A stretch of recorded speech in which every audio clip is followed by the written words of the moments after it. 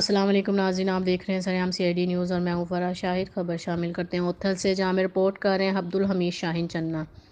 ان کا کہنا ہے طلباء طالبات میں سائنس ریاضی کے مضامین میں مقابلے کا رجحان پیدا کرنے کی ضرورت ہے تاکہ سائنس اور ریاضی کی تعلیم کو فروغ دیا جا سکے۔ اس سلسلے میں اپنا آرگنائزیشن وانگ اور PUAN کی کوشش قابل قدر ہے۔ اس مقابلے سے لسبیلا میں سائنس ریاضی کے بنیادی اصولوں کے بارے میں تخلیقی سوچ پیدا کی جا سکے گی۔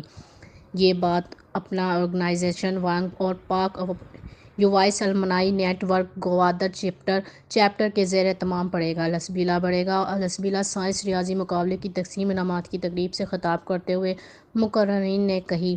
تقریب سے ڈسٹرکٹ ایجوکیشن آفیسر حاجی نوید ہاشمی، لسبیلا یونیورسٹی کے پروفیسر خالد خان، عبدالقادر رونجھو، رمضان جامور، زاہد بلوچ، شازیہ حمید، خلیل رونجھو، زیتون کریم، پروفیسر نسمہ ببر، عبدالحاد علیم اور نے خطاب کیا اور کہا کہ سائنس اور ریاضی کے مضامین پر خصوصی توجہ دینے سے معیار تعلیم میں یقینی اضافہ کیا جا سکتا ہے۔